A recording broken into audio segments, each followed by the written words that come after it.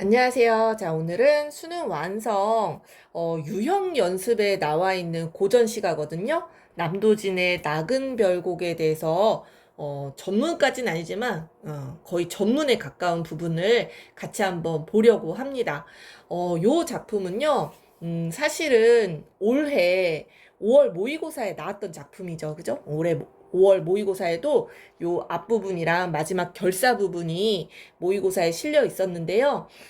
그래서 아마 올해 수능에는 좀 나오기 힘들지 않을까라고 예상은 해보는데, 그래도 여러분들이 공부를 하셔야 되는 이유 중에 하나는 이 작품이 전형적인 강호 가독, 강호 한정가의 그런 관습적인 표현들이 굉장히 많이 나오기 때문에 여러분들 아마 이 작품 쭉 감상해 보시면서 내가 공부를 좀 꽤나 했다. 공부를 많이 했다라는 친구들은 이 작품을 처음 접했더라도 이 부분은 이런 의미지. 이 부분은 자연을 예찬하는 부분이지. 이 부분 굉장히 이상향으로 그리고 있구나. 이런 식으로 여러분들 파악할 수 있는 구절들이 굉장히 많을 거예요. 그래서 강호 한정가를 공부한다라는 마음으로 이 작품 다시 한번 복습해 보시면 좋을 것 같고요. 워낙 잘 나오잖아요. 수능에 이런 강호 한정가가. 그렇기 때문에 낙은 별곡이 아니더라도 자연의 귀에서 자연에서의 어떤 유유자적을 노래하는 시가가 수능에 나온다라고 하면은 이 작품을 공부한 게 반드시 여러분들 도움이 될 거라고 생각이 듭니다. 선생님이 수능 완성에 실려 있는 이 해석이랑 보기를 같이 갖고 왔거든요. 우리가 문제 풀 때 보기, 특히 이렇게 작품에 대한 설명을 주고 있는 해제형 보기를 먼저 읽고 문제를 풀면은 도움이 되는 경우가 왕왕 있어요. 우리 5월 모의고사에도 이렇게 보기가 주어졌었고요. 수능 완성에 실려 있는 문제도 이렇게 보기에 작품에 대한 설명을 먼저 여러분들에게 힌트로 주고 있거든요. 같이 한번 먼저 읽어볼게요. 자, 18세기면은 조선 후기입니다. 그죠? 조선 후기에 창작된 강호가사라고 되어 있죠. 강호 한정가. 낙은 별곡에서는요, 이전의 강호가사에 흔히 나타나는 자연물의 도덕적 이상을 투영하거나 벼슬의 미련을 보이는 태도는 찾을 수 없대요. 요거 특이점이네. 그지? 자연물의 도덕적인 이상을 투영한다거나, 뭐 이런 거, 윤선도의 오우가 같은 작품들 보셨는지 모르겠지만 달을 보고 또 물을 보고 변하지 않는 그런 속성 뭐 이런 걸 통해서 어떤 도덕적인 어떤 이상을 표현하는 그런 작품들이 있거든요. 그리고 내가 이 귀의를 하긴 했는데 자연의 귀의를 하긴 했는데 내가 원해서 온 건 아니야. 그래서 벼슬의 미련을 보이는 태도를 보이는 작품도 있어요. 그렇지만 이 작품에서는 찾을 수 없다. 라는 설명을 먼저 주고 있습니다. 그러니까 요런 거랑 관련된 선지가 나올 것이다. 여러분들 예상하면서 시를 분석하셔야 돼요. 자, 이 작품의 작가는요, 수도인 한양을 벗어나 한양에서 가까운 한적하고 아름다운 장소를 골라 거주한 것으로 알려져 있는데요. 이 낙은 별곡이 지어진 장소가 여러분들 경기도 용문산이라고 아시는지 모르겠어요. 양평 가다 보면은 용문산 막 이렇게 이정표가 많이 보일 거예요. 선생님이 용문산에 대한 사실 뭐 개인적인 추억이 있습니다. 선생님 남동생이 있는데 남동생이 용문산 근처에 부대를 나왔거든요. 그래서 선생님이 그 부대에 면회도 가서 맛있는 것도 사주고 뭐 그랬던 아무튼 그런 기억이 있는 곳인데 그런 용문산에서 지었던 그러니까 뭐 수도권이죠. 그죠? 멀지 않은 경기도 양평 맞나? 양평에 있는 용문산에서 지은 노래입니다. 자, 아무튼 한적하고 아름다운 장소를 골라 거주한 것으로 알려져 있고요. 작가는 세속적 명리의 뜻을 두지 않고 마음 맞는 사람들과 어울려 자연 속에서 소박하게 풍류를 즐기는 삶의 모습. 이게 강호 한정가 아니겠어요? 그죠? 자, 그리고 형의 가족들이 등장을 하거든요. 마지막 결사 부분에. 그래서 형의 가족과 자기 가족이 모여 사는 그런 상황. 그래서 가문의 화목을 추구하는 모습도 마지막 결사 부분에 좀 더 구체적으로 드러납니다. 자, 이는 현실에서 만족을 얻으려는 현실지향적 태도도 드러나는 노래. 그러니까 너무 이상적인 것만 추구하는 게 아니라 이런 현실적인 가문의 화목을 추구하는 모습도 이 작품에서 드러난다라는 약간 좀 특이한. 그러니까 강호 한정가의 성격 플러스, 그지? 성격 플러스 이런 가문의 화목을 추구하는 모습도 그려져 있다라는 거. 그리고 아까 얘기했지만 이런 도덕적인 어떤 이상을 투영하는 건 없어. 벼슬의 미련을 보이는 태도도 없어. 요거 염두에 두고 작품을 감상하면 좋겠다라는 겁니다. 자, 여러분들도 실제로 문제 푸실 때 이렇게 보기를 먼저 읽어보시고 보기에서 힌트를 많이 얻어 가신 다음에 작품을 감상해 보시는 것도 좋아요. 뭐 이거는 문제풀이를 하기 위한 감상법이고요. 감상의 전공법은 원래 처음부터 끝까지 여러분들이 머릿속으로 이미지를 상상하면서 시를 감상을 하시는 겁니다. 자, 선생님이랑 서사 부분 보도록 할게요. 헌산 조아홍이 산천을 빚어낼 때, 자, 이 첫 구만 봐도 아, 이거 고전 시가에 많이 나오는 표현인데? 라고 여러분들 생각하셔야 돼요. 이 헌산 조화홍이라는 인물 굉장히 자주 나오잖아요. 조화홍은 조물주야, 조물주. 이 조물주가 헌사하다, 뭐 헌사토, 헌사할시야, 뭐 이런 표현들 자주 나와요. 고전 시가에. 야단스럽다라는 표현인데, 뭐 헌산 조화홍, 산천은 자연 아니겠어요? 자연을 빚어낼 때, 잘못됐네. 치읓이 아니라 지읒입니다. 자연을 만들어낼 때 이런 뜻이에요. 그래서 조물주가 야단스럽다, 헌사하다 이런 표현은 자연이 아름답다라는 겁니다. 자연의 아름다움에 대해서 이야기할 때 많이 사용되는 관습적인 표현이에요. 너무 아름다워. 조물주가 어쩜 이렇게 예쁘게 만들어냈을까? 이런 얘기예요. 그죠? 자, 그래서 그 아름다운 자연 속에서도요, 이 나그나미라는 깊은 골짜기에 들어가서 살았어요. 나를 위하여 삼겼으니, 삼기다도 만들다라는 뜻입니다. 나를 위해 만들어 놓은 공간이다. 이렇게 되어 있는 거죠. 그래서 나그나미라는 공간은 선생님이 아까도 얘기했지만 경기도 용문산 북쪽에 있는 곳이라고 하네요. 자, 산봉우리도 빼어나고요. 경치도 뛰어나다라고 이야기했어요. 산속이라는 걸 알 수가 있겠죠? 어와 주인홍이 명리에는 뜻이 없어 진세를 하직하고 암혈에 깃들이니 라고 했어요. 자, 주인홍, 이 나그남의 주인, 바로 화자를 얘기하는 거예요. 화자, 그지?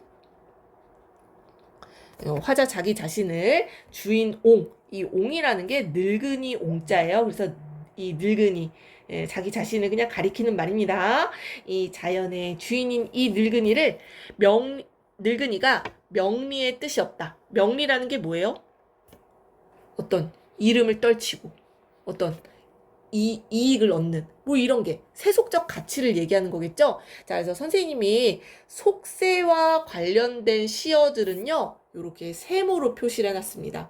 왜냐하면은 이 사람은 이런 세속적인 가치에는 전혀 뜻이 없는 미련이 없는 인물이에요. 그래서 이런 세속적인 가치들 체크하면서 보시면 좋겠습니다. 자, 그래서 나는 명리에는 뜻이 없어. 그리고 진세, 홍진이라는 말도 많이 사용하잖아요. 홍진, 뭐 붉은 먼지, 그죠? 먼지와 같은 속세, 이 속세를 부정적으로 표현할 때 선생님이 여기 마이너스 체크해놨죠? 부정적으로 표현할 때 많이 사용하는 시어입니다. 홍진, 진세.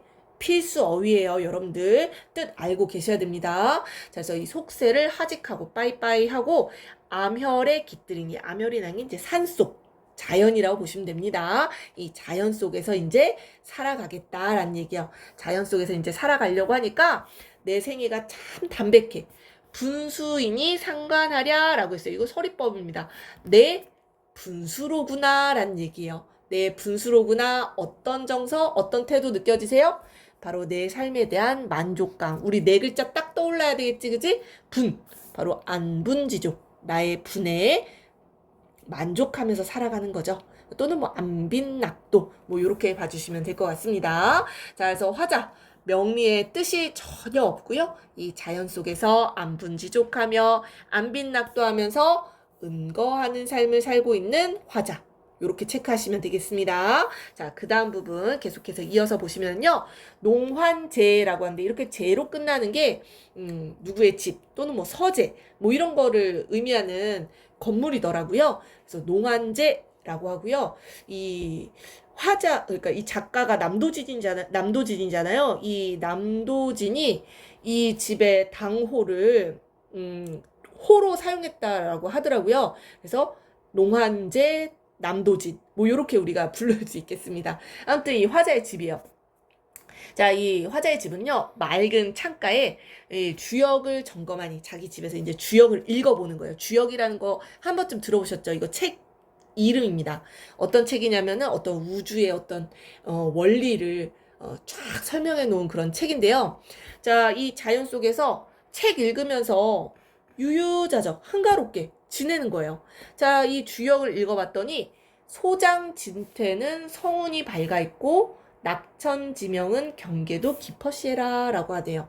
자, 바로 주역을 읽고 났더니 요렇게 되었다라는 감상문 같지 않아요? 그죠? 깨달음에 대해서 이야기하고 있는 건데요. 자, 일단 뭐 소장진퇴라는 거 선생님이 여기다가 현대어풀이를 다 줬습니다. 여러분들 이 현대어풀이 이거 파일 다운받고 싶어요. 가끔 댓글 다는 친구들 있는데 선생님 블로그에 들어가면은 다 PDF 파일을 선생님이 웬만하면은 올려놓고 있습니다. 특히 고전 시가 같은 경우에 올려놓고 있고요. 선생님이 그 유튜브 그 설명 올리는데 거기에도 선생님이 블로그 주소를 올려놓았으니까 바로바로 연결해서 보시면 좋을 것 같아요. 필요한 친구들은 아시겠죠? 자, 아무튼 소장진퇴는 세상사 변화하는 이치라고 하네요. 나아감과 물러남 뭐 이런 뜻이겠죠. 세상사 변화하는 이치가 성훈이 밝아 있고 성현의 밝은 가르침이 그 책에 있다라는 얘기입니다. 낙천지명 천명을 깨달아 즐기면서 이에 순응하는 것, 나의 운명론적 태도가 드러나는 뭐 이런 얘기겠죠? 이에 순응하는 것, 이 경계도 깊어시라. 바로 성현의 깊은 경계로구나. 바로 성현의 가르침이 이 책에 있다라는 얘기예요. 그죠? 성현의 가르침을 주역을 읽으면서 깨달았다. 이런 얘기예요. 자, 표현상의 특징, 말모, 그죠? 말해 뭐예요? 자, 우리 가사 작품은 대꾸법은 거의 100% 있다. 이렇게 보시면 됩니다. 가사 작품. 자, 운율을 살리기 위함이에요. 자, 달을 희롱하고 말을 잊고 앉았으니 책을 읽다 보니까요. 이 달을 희롱하면서 이건 자연을 감상하는 거죠. 말을 잊고 앉았어요. 내 말을 다 잊었어. 너무 이 자연도 아름답고 이 책이 주는 깨달음에 넋을 놓은 거라고 보시면 되겠죠. 넋을 잃고 앉아있으니 천지를 몇 번이나 왕래한고라고 했어요. 이 책을 통해서 이 천지를 몇 번이나 왕래한 것처럼 느껴진다라는 얘기예요. 바로 이 천지의 우주의 이치에 통달했다라는 뜻입니다. 그래서 주역의 이치에 통달한 그런 모습을 약간 좀 천지를 왕래한 것처럼 빗대어서 표현을 한 거예요. 그래서 비유적 표현이라고 볼 수 있습니다. 그래서 통달한 식견을 비유적 표현을 통해서 드러내고 있는 부분이고요. 자, 그래서 화자가 지금 은거하면서 주역을 읽고 깨달았다, 통달했다 이런 내용입니다. 자, 장금을 빚게 하나 슬상에 놓아두고라고 했어요. 자, 장금, 이 금으로 끝난 애들, 금. 검은고란 뜻이요. 검은고. 여기 한자까지 있었으면 더 좋았을 텐데 아무튼 한자는 병기가 안 되어 있네요. 이 검은고를 빗겨 안아라는 얘기인데 자, 여러분들 여기서 또 우리 체크해야 되는 거 우리 강호안정가에서 빠질 수 없는 게 풍류입니다. 풍류. 자연에 은거하면서 풍류 생활을 즐기는데요. 이 풍류 생활을 즐기는데 필요한 것들이 있어요. 그 중에서 자주 나오는 게 바로 악기입니다. 악기. 그치? 우리 항상 그 풍류의 어떤 멋을 즐길 때 우리 노래방 왜 가요? 노래방. 우리 민족은 또 음주 가무의 민족 아니겠습니까? 노래가 빠질 수 없죠. 그래서 풍류의 도구로 이 검은고라는 악기가 굉장히 자주 나옵니다. 무슨 금 이런 식으로 고전 시가에 나올 거예요. 자, 그래서 풍류의 도구라는 거 체크해 보시고요. 이 작품에 풍류의 도구로 자주 사용되는 소재 3가지가 다 등장하더라고요. 체크하면서 보셔요. 자, 그래서 검은 고를 비껴안아 슬상, 슬이 무릎이란 뜻입니다. 무릎 위에다가 이렇게 검은 고를 놓고요. 평우조 한 소리를 보호사에 섞어 타며 다 그냥 뭐 노래겠죠, 그죠? 긴 가사, 짧은 노래 천천히 막 불러낼 때 풍류를 즐기는 거죠. 자, 그러니 정서 보세요. 흥이 솟아나잖아요, 그죠? 유연이라는 거는 왕성하게 란 뜻입니다. 이 왕성하게 막 흥겨워졌어요. 세상 걱정이 전혀 없어. 이 작가는 세상에 대한 미련이 1도 없는 인물이라고 했어요. 그죠? 세상 걱정이 전혀 없대요. 남촌의 늙은 번님, 북린에는 젊은이들, 이거 다 대꾸죠. 그죠? 남촌에 늙은 번님들 있고 친구들 있고 북쪽 마을에 사는 젊은이들 다 나와 어울려 지내는 사람들이에요. 그죠? 송단에 섞여 앉아 소나무 언덕에 늙은 사람, 젊은 사람 다 남녀노소 할 것 없이 섞여 앉아서 차례 없이 술을 부어. 자, 뭐예요? 술. 풍류의 도구. 두 번째 나와 있죠? 그죠? 풍류의 도구. 아까는 악기.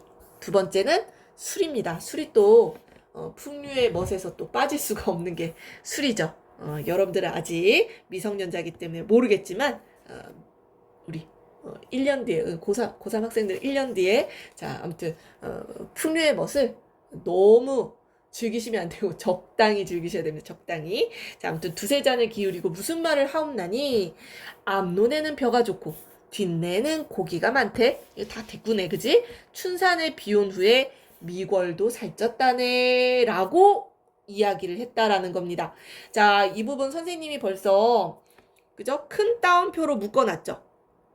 이 번님네들이 하는 말을 지금 인용해 놓은 부분이에요. 그죠? 인용해 놓은 부분. 여러분들 체크해 보세요. 그러니까 화자가 친구들에게 어울리는 사람들에게 들은 내용을 인용하고 있다. 요런 거 표현상의 특징으로 선지로 물어볼 수 있습니다. 자, 인용된 구절 있다라는 거 체크해 보시고요. 자, 내용을 보시면 벼가 좋고 물고기도 많고 미궐이라는 건 고사리도 살쪄 있다.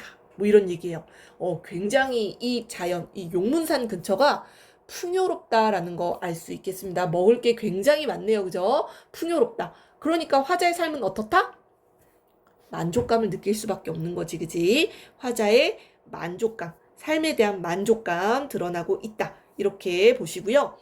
한중에, 한가함 중에 이런 뜻이요. 한가함 중에 이런 말씀. 소일이 족하거니 소일거리하기 충분하다라는 얘기입니다. 한가롭게 번님네들이랑 술도 주고받고 이런 얘기도 하고 이런 게 이제 소일거리로 충분하다라는 얘기죠. 분분한 한시비야. 귓결엔들 들릴 소냐? 라고 했어요. 들리지 않는다라는 얘기겠죠. 서리법. 시비라는 거는 옳고 그름을 따지는 소리예요. 뭐겠어요? 선생님 여기 속세의 소리라고 써놨는데 당쟁이겠죠. 당쟁.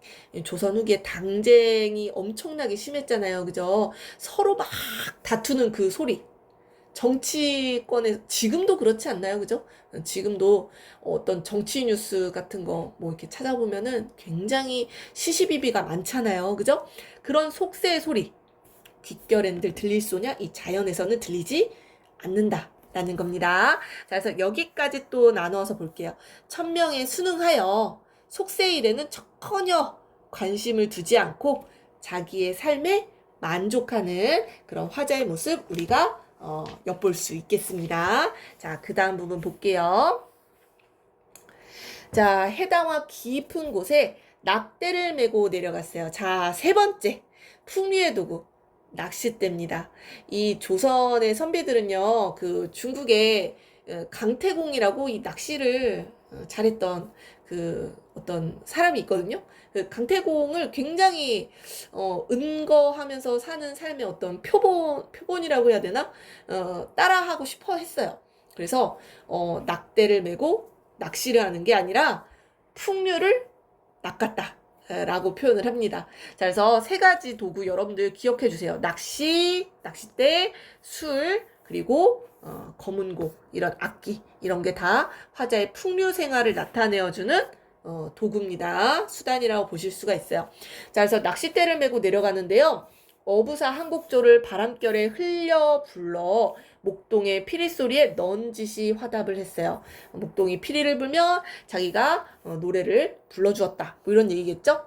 석양 방촉길의 걸음마다 더디구나 라고 했어요. 지금 시간적 배경 나와 있죠? 석양이 해가 지금 뉘엿뉘엿 지고 있잖아요. 빨리 집에 가는 게 아니라 걸음마다 더디구나 라고 했어요. 방초라는 거는 향기로운 냄새가 나는 어떤 풀이에요. 풀. 이 풀이 우거진 곳에서 걸음마다 더디구나 라고 했어. 화자가 지금 바삐 움직여요? 아니면은 굉장히 한가로운 것 같아요? 굉장히 한가롭죠. 전혀 바쁜 게 없어요. 그죠? 유유자적하면서 낚싯대를 메고 갔지만 고기가 물든 말든 상관 안 하는 거야. 이해되지? 지금 고기를 낚기 위한 낚시가 아닙니다. 지금 풍류를 즐기기 위한 낚시를 나온 거라 보시면 돼요. 그래서 굉장히 한가롭고 유유자적한 화자의 모습. 동풍이 건듯 불어 새우를 재촉하니. 이런 표현도 우리 자연을 노래한 시에서 자주 나와요. 우리 계절감 알 수 있거든요. 여러분도 한번 맞춰보세요. 동풍이 건듯 불었다. 이거 따뜻한 바람이거든요. 동쪽에서 불어오는 새우, 가랑비, 봄비예요. 봄비. 자, 계절감 뭐예요? 봄이라는 거 여러분들 아셔야 됩니다. 이 부분만 딱 읽고도. 자, 아무튼 비가 촉촉하게 오네요. 가랑비가 오니까요. 도롱이를 걸치고서, 도롱이는 우비예요. 우비. 이렇게 지프로 만든 뭐 비옷이라고 보시면 되는데, 비옷을 걸치고서 바위에 앉으니 용면을 불러내어 이 형상을 그리고 싶다라고 이야기를 해요. 용면이 누굴까? 용면이 이거 각주 나와 있습니다. 각주 보시면 송나라 때 유명한 화가래요. 이 화가를 불러서요. 이 모습을 그림으로 그리고 싶다라는 겁니다. 왜? 아름다우니까. 그치? 자, 이런 표현은요. 풍경을 예찬할 때 사용하는 표현입니다. 우리가 흔히 아름다운 풍경을 보면은 와, 그림 같다. 이렇게 이야기를 하잖아요. 그거야, 그지? 풍경이 아름답기 때문에 그림으로 그리고 싶다. 이런 얘기입니다. 영욕을 불관하니 세사를 내 알더냐? 주육에 빠지신 분들 부귀를 자랑마오라고 하면서 지금 속세와 관련된 시어들이 아주 다수 등장을 하고 있습니다. 체크하면서 보셔요.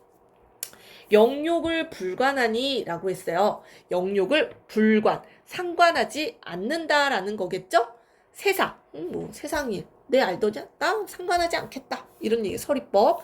주육에 빠진 분들, 주육, 술과 고기잖아요. 술과 고기 막 욕심껏 먹는 그런 사람들이겠죠. 그래서 세속적 가치라고 우리가 해석할 수 있습니다. 그래서 세속적 가치를 추구하는 사람들, 부귀를 자랑하지 마라. 나는 그거 별로야. 그지? 나는 별로 좋아하지 않는다. 이런 얘기입니다.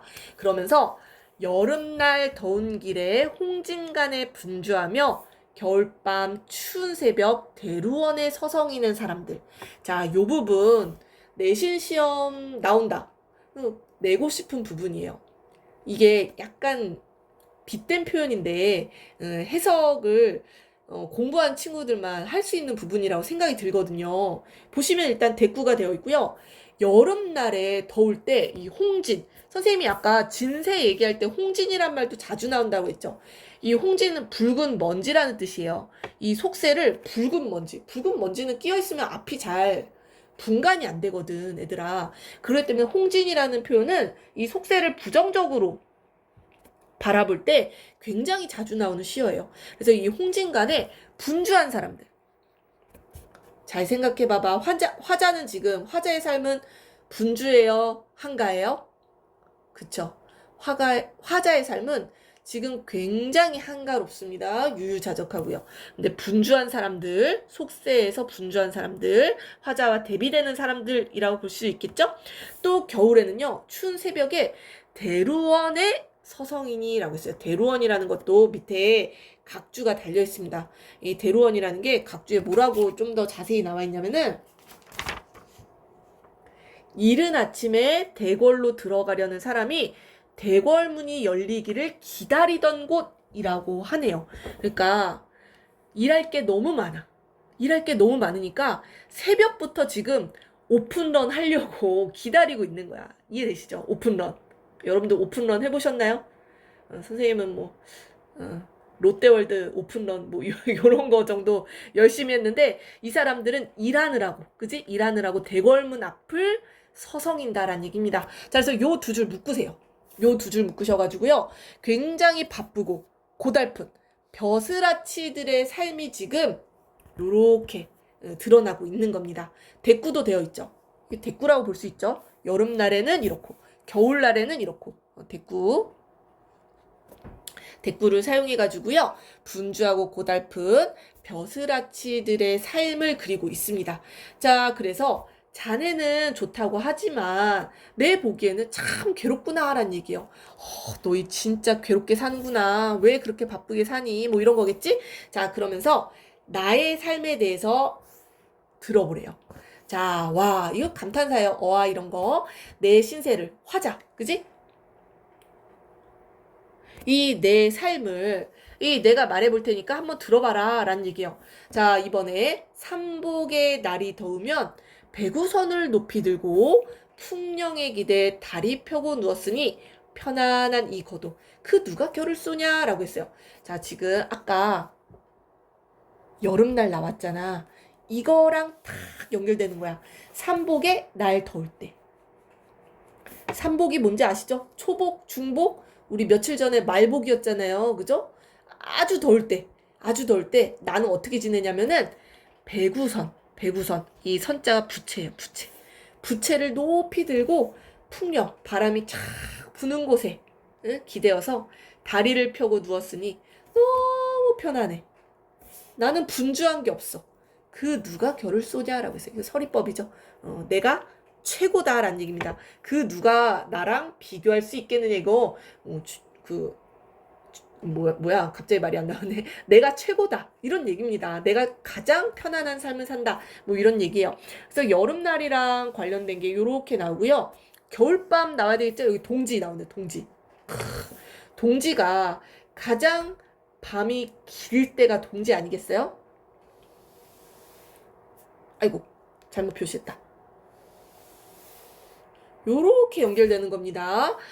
그 속세의 사람들은 겨울밤에도 새벽부터 바빴잖아요. 근데 나는 어떠냐면요. 동짓밤 눈 온 뒤에 더운 방에서 이불을 덮고요. 여러분들이 이러고 싶지 않나요? 목침이라는 거 뭐 베개겠죠?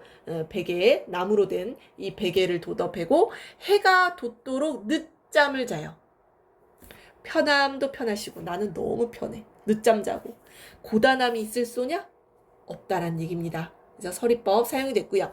자, 이 부분 보시면요. 이 부분 꼭 체크하셔야 돼요. 이거 중요한 거. 선생님이 시험 문제 낸다? 이 부분 관련된 부분 반드시 내게 되어 있습니다.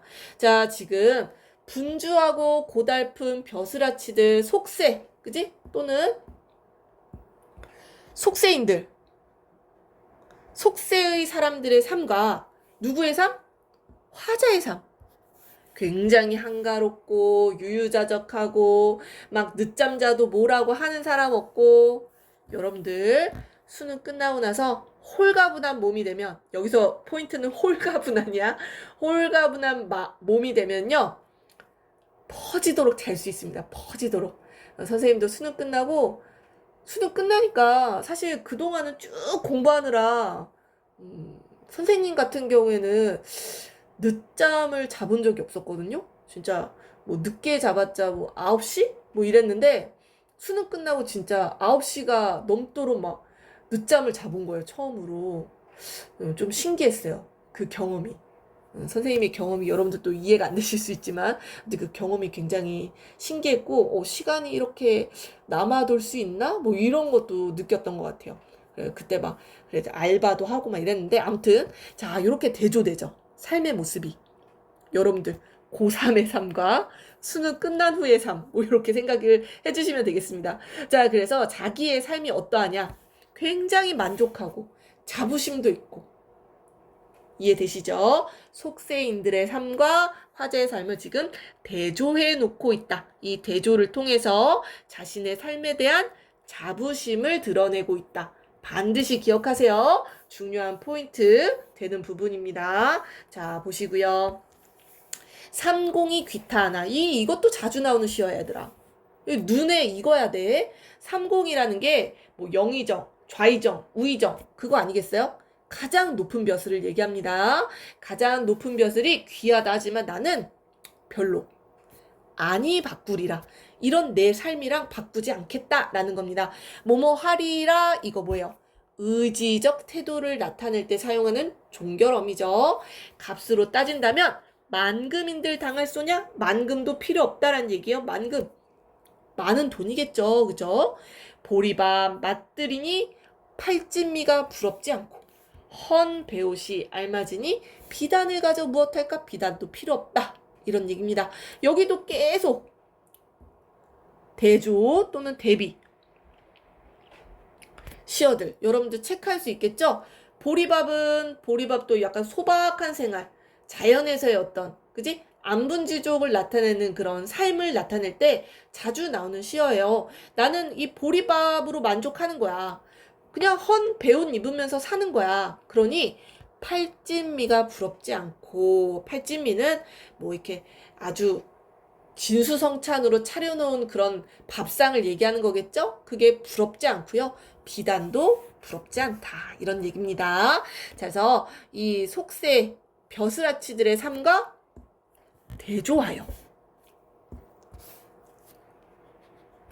자신의 삶에 대한 자부심을 드러내고 있는 부분입니다. 자, 여러분들 이 부분 시험에 잘 나올 수 있으니까 눈여겨보시면 좋을 것 같습니다.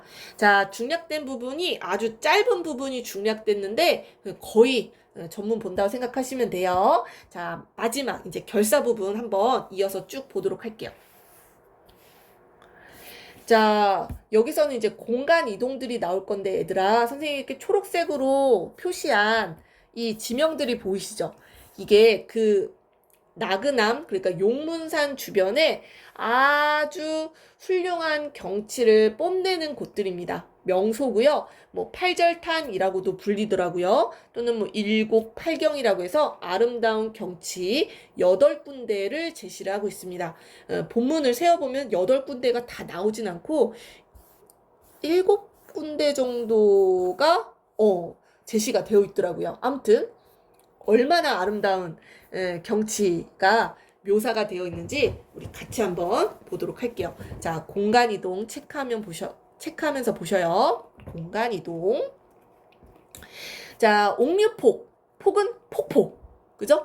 이 폭포가 막 떨어지는데 이 폭포를 묘사할 때 흔히 이 폭포는 당연히 여러분들 생각해 보세요.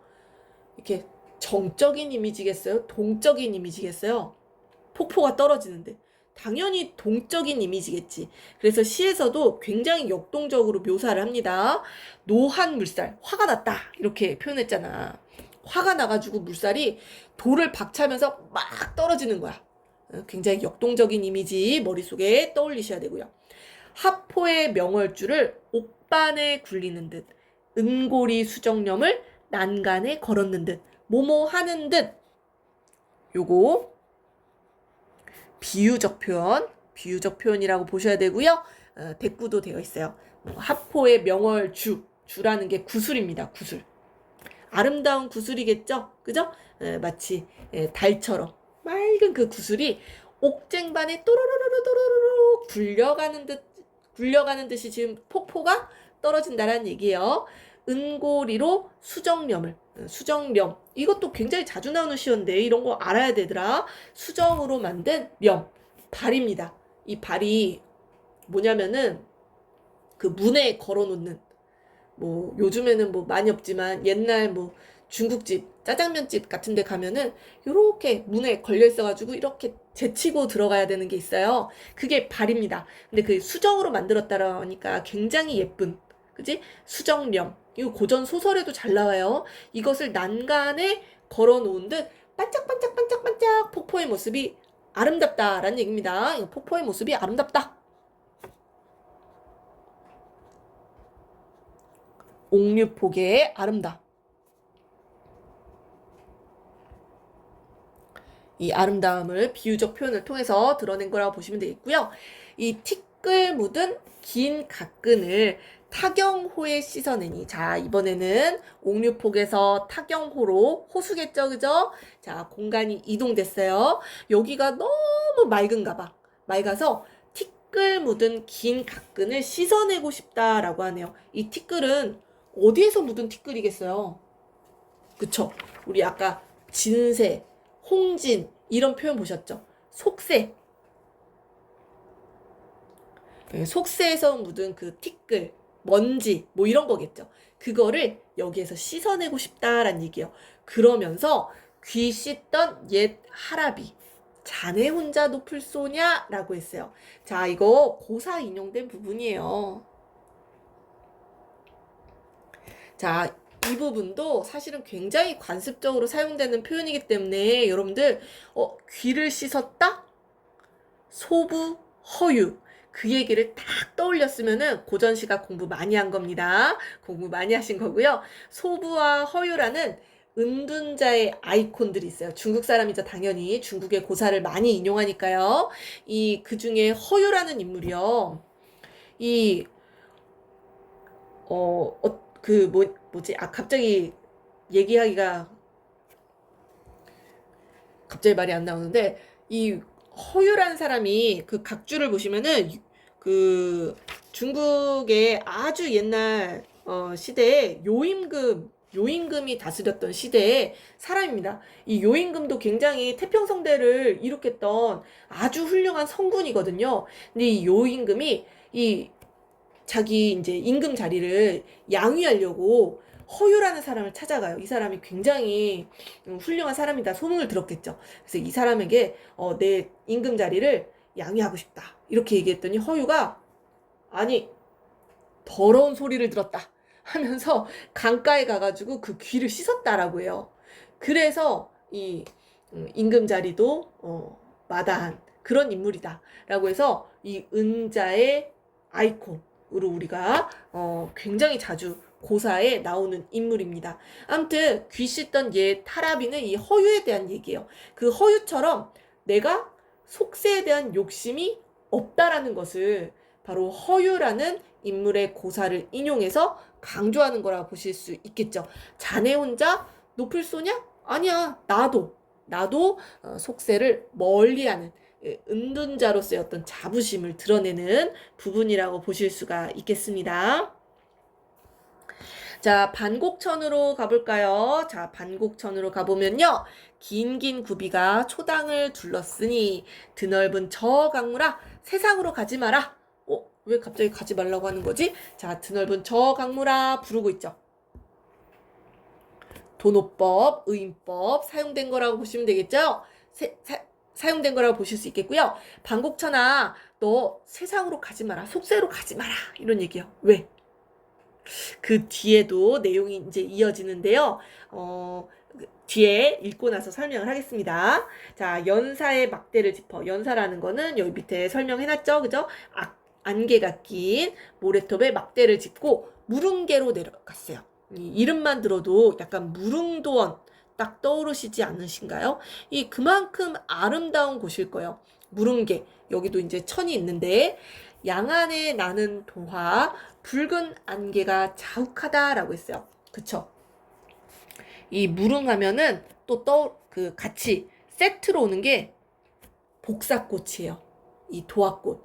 그래서 이 무릉이라는 게 거기에서 나오는 거잖아요. 도화원기에 나오는 이상세계가 무릉도원이라는 곳인데 이 무릉도원에 가면은 이 복사꽃이 아주 예쁘게 탐스럽게 피어있다라는 이야기가 있습니다.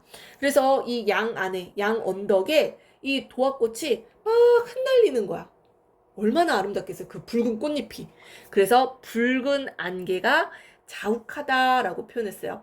이게 물가니까 안개가 또 끼어 있겠죠? 거기에 이 도화 꽃잎이 막 날리니까 붉은 안개라고 표현을 한 거야. 자, 우리 어떤 이미지가 두드러져요? 당연히 색채어도 사용됐잖아. 그지? 시각적인 이미지가 두드러지면서 이 무릉도원과 같은 아름다움, 이 무릉도원은 이상향이라고 했어, 그지? 아름다운 자연 경치를 지금 화자가 감상하고 있다, 완상하고 있다, 이렇게 보시면 될 것 같습니다. 이 무릉도원은 이 마치 속세가 아닌 듯한 탈속적인 이미지를 가지고 있는 이상향이에요. 여러분들 무릉도원 이런 것도 뭐 무릉이로구나, 뭐 도화꽃이 흩날린다, 뭐 이런 표현 나오면은 자연의 경치를 예찬하는 표현으로 여러분들 해석하시면 될 것 같습니다. 자, 물 위에 뜬 꽃을 손으로 건졌어요. 왜 건졌냐면은 이 꽃이 이 물을 이 강물을 타고 흘러가서 이 속세로 갈까봐 그것을 저어해서 꽃잎을 건졌다라는 얘기입니다. 춘광을 누설하여 이 봄 경치, 이 아름다운 경치를 세상에 다 이야기해 줄까봐, 이 꽃잎이 알려줄까봐 세간에 전할세라 라고 했어요. 자, 이 리을쉐라 어미는요, 뭐뭐 할까 두렵구나, 뭐뭐 할까 저어된다 라는 약간 좀 이 두렵다라는 의미로 해석해 보실 수 있어요. 그러니까 이 속세에 이곳이 아름답다라는 것을 전하고 싶다, 전하지 않고 싶다? 절대 소문내고 싶지 않다라는 얘기예요. 이해되시나요? 그래서 이 부분도 그 얘기예요. 이 강물아, 세상으로 가지 마라. 너같이 아름다운 강물이 속세로 가면 사람들이 이곳을 다 찾아올 거 아니야. 또 이 물 위에 뜬 꽃을 손으로 왜 건져냈겠어요? 그 꽃이 흘러가서 속세 사람들이 알면은 그 꽃잎을 따라서 이곳에 놀러 올 수가 있잖아. 여기가 복작복작해지는 게 싫은 거야. 이해되시죠? 자, 그래서 이러한 화자의 태도도요, 고전 시가에서 잘 나옵니다.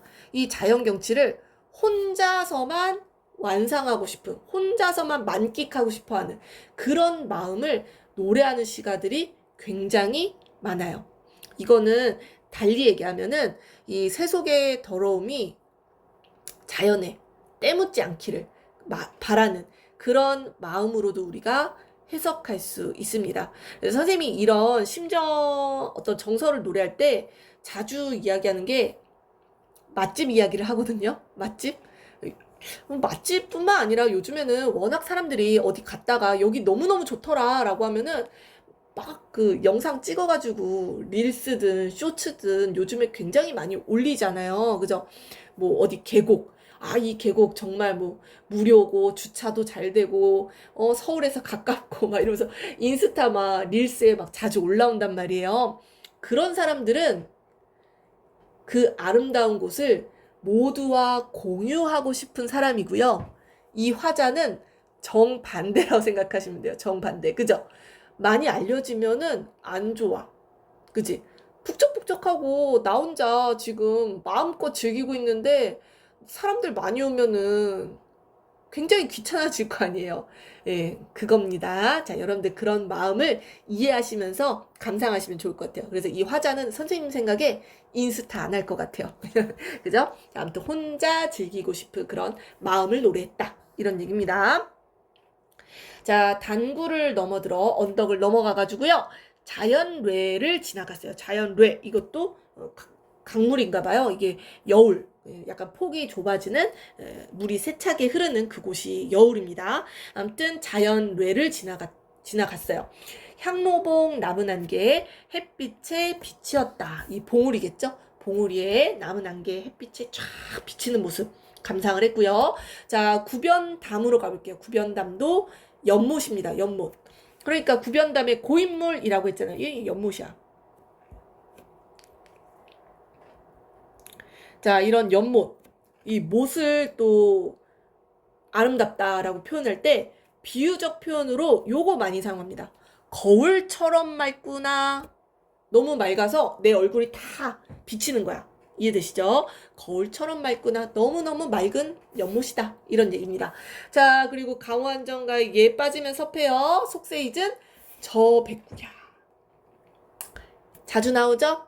이제 뭐 말모. 그지?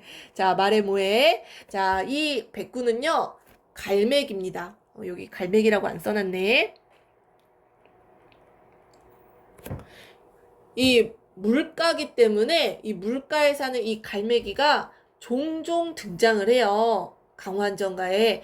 그때 이 백구는요, 친근감의 대상이고요. 무욕, 욕심이 없어요. 근데 여기 벌써 이렇게 나와 있잖아. 속세를 잊었다.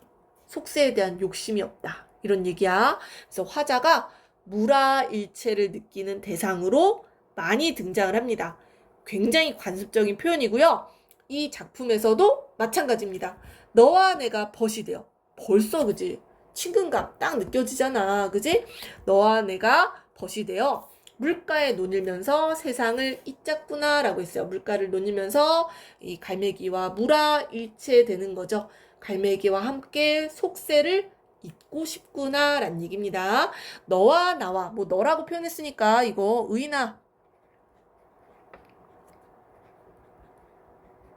라고도 볼 수 있습니다. 자, 아무튼 갈매기 요런 것도 챙겨가세요. 이 나금별곡이 시험에 안 나와도 다른 작품에 요런 거는 관습적으로 항상 등장을 합니다. 자, 자연치나 무욕, 무라일체 요런 거 여러분들 떠올리셔야 됩니다. 청학동 좁은 길로 선부연을 찾아갔어요. 선부연이라는 곳을 또 찾아갔더니 반고시적 생긴 가마, 제작도 공교하다? 갑자기 가마 얘기가 나왔어? 형산에 만든 솥을 뉘라서 여기에 옮겨왔을까라고 했어요. 자, 지금 진짜 가마솥이 있는 거예요? 땡! 이 연못 모양이 가마솥과 비슷하구나 라는 거예요. 그죠? 비유적 표현입니다. 자, 지금 가마솥이 있는 게 아니라 가마솥에 비유를 한 거예요. 그만큼 연못이 약간 가마솥 모양처럼 생겼나 보지? 그러면서 반고씨라는 인물이 등장을 합니다. 이 반고씨도 뒤에 각주가 있었나? 잠시만요. 각주가 없네. 이 반고씨라는 인물이요. 중국의 전설 속에, 그러니까 신화적인 인물이에요. 신화적 인물인데 이 사람이 뭐 여러 가지를 만들었다라고 해요. 인간들에게 유용한 물건들을. 그 중에 하나가 가마인가 봐요. 불을 떼가지고, 그지? 이 무언가를 이제 만들 수 있게끔 해준 거겠죠. 그래서 그 가마에서 이 형산도 중국에 있는 산이에요. 형산에서 만든 솥을 굉장히 예쁘게 만든 그런 솥이겠죠. 누가 여기다 옮겨놨는가? 가마솥 모양처럼 생겼다. 이런 얘기입니다. 요런 거는 공부 안 하면은 해석이 조금 어려울 수 있어요. 그죠? 석간의 바위 사이에 걸린 폭포. 상하연에 떨어지니, 자, 또 폭포 나왔어. 공연한 벼락소리. 와라락, 와라락, 캉캉캉캉. 폭포가 엄청난 소리로 떨어지나 봐요. 대낮에 들리는 곳. 대낮에 들리는구나 라는 얘기예요. 청각적 심사. 계산에 취한 흥이. 화자의 정서 나오죠? 굉장히 흥겨운데 해 지는 줄을 잊고 경치를 감상하느라 시간이 흐르는 줄도 몰랐다라는 얘기입니다. 지금 시간적 배경 나와 있죠? 해가 질 무렵이에요. 해가 질 무렵. 쌍개암 먼 북소리 갈 길을 재촉하네. 얘들아, 조선시대는 깜깜해지면 돌아다닐 수가 없어요. 해가 지면 빨리 집에 가야 됩니다. 아시겠죠? 그래서 쌍개암 먼 북소리. 쌍개암이라는 곳, 뭐 절 이름이겠죠. 그죠?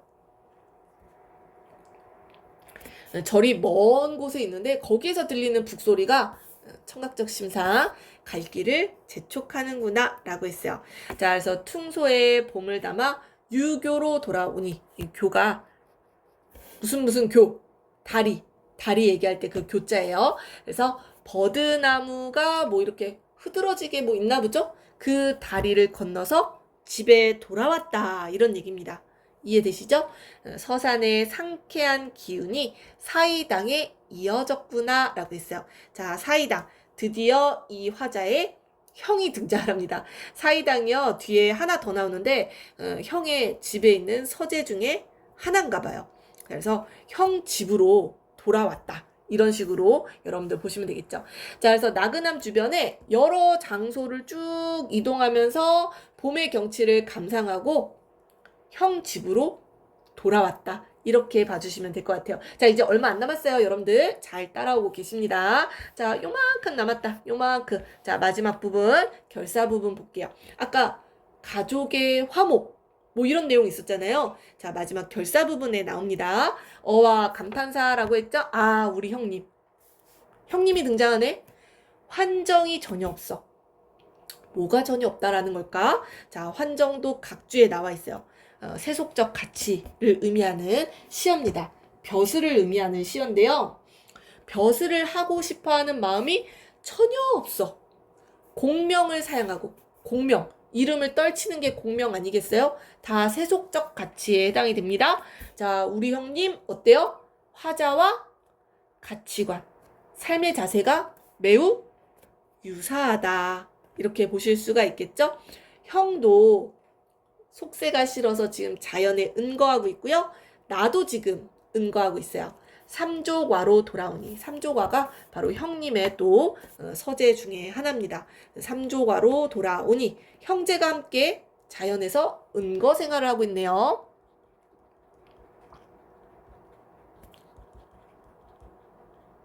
형제가 함께 자연에 은거하는 삶을 살고 있다. 이렇게 여러분들 해석하시면 되겠고요. 재앙에 남은 물결 신변에 빛을 쏘냐라고 했어요. 재앙에 남은 물결? 이게 속세의 재앙이겠죠. 그죠? 요런 것도 세모해야 되겠네. 신변에 빛을 쏘냐? 우리 신변에 전혀 영향을 주지 않는다. 이런 얘기입니다. 긴 베개를 높이 베고 두 노인이 나란히 누워, 두 노인은 화자와 형을 얘기하는 거였죠. 스라의 모든 자손이 차례로 늘어서니 자손도 대대손손 맞나봐요. 먹으나 못 먹으나 이 안이 즐거운가? 먹든 말든 그거는 우리에게 중요치 않아. 그냥 자연에서 은거하는 삶이 즐겁고 만족스럽고 집안이 화목하고 뭐 요런 거 얘기하는 거겠죠. 그죠? 집안이 굉장히 화목하니 그것이 즐겁다. 또 이것이 먹으나 못 먹으나 안분지족이었던 삶의 자세 드러난다라고 보실 수가 있겠습니다. 아마도 수석에 소요하며, 수석은 자연이에요. 수석에서 소요, 시간을 보내며 논일며 뭐 이런 뜻입니다. 남은 세월을 마치리라, 마지막에도 리라, 의지를 나타내는 종결음이 드러나고 있어요. 그래서 가문의 화목을 추구하면서 자연에서 남은 세월을 마치겠다라는 의지를 보이고 있습니다. 그래서 속세에 대한 미련 1도 없다. 오케이? 자, 우리 작품 거의 다 감상했어요. 자, 여러분들 잘 따라오셨습니다. 자, 마지막 박스를 읽고 마무리할게요. 자, 남도진이 1722년에 지은 강호 가사입니다. 용문산 북쪽 계곡에 자리 잡은 나그남 주변의 일곡팔경을 완상하면서 살아가는 사대부의 안빈낙도의 자세에 나타나 있고요. 이 작품은 속세의 삶을 중앙 정계에 있는 관리의 생활과 직접적으로 연결하여 나타내고 있고요. 화자와 관리의 여름, 겨울의 생활이 대비되어 있어요. 우리 이거 체크했었죠? 편안하고 한가로운 화자의 모습, 관리의 분주한 모습, 구체적으로 제시되어 있습니다. 구체적으로. 꽤 구체적이야. 여름, 겨울 비교했었던 거 기억나시죠? 화자의 삶이 더욱 긍정적이고 가치 있다라는 인식. 그래서 자기 삶에 대한 어떤 자부심, 그죠? 만족감 이런 게 드러나는 부분이었습니다. 자, 이 작품에서 주목할 것은요. 화자가 자기 가족과 형의 가족이 모여 사는 삶을 바람직하고 행복하게 여긴다는 점이에요. 자기 가족과 형의 가족이 모여 사는 삶. 바람직하고 행복하게. 이는 강호 가사의 시대적 변화를 반영한 것으로 볼 수 있는데 이 작품이 좀 조선 후기 작품이잖아요. 그죠? 강호 가사의 내용이 자연과 정신의 합일 추구라는 성리학적 가치관에서 완전히 벗어난 건 아니야. 살짝 벗어나서 자연을 삶의 공간으로 인식하고 가족의 행복과 가문의 화목 등 현실적 가치를 지향하는 쪽으로 변화했음을 드러낸다라고 볼 수 있어요. 완전히 벗어난 건 아니에요. 그죠? 이런 가문의 화목이라는 게 어떤 성리학적 가치관 안에 있는 그런 거거든요.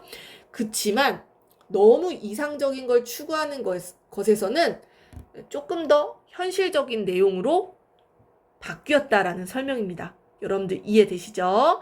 자, 그래서 자연을 완상하면서 살아가는 즐거움과 가문의 화목을 추구하는 화자의 태도를 노래한 낙은 별곡이라는 노래의 가사 작품 여러분들 공부했습니다. 자, 앞에서부터 쭉 다시 한번 읽어보면서 해석이 잘 되는지 안 되는지 체크해 보시면 좋을 것 같아요. 자, 오늘 여기까지 할게요.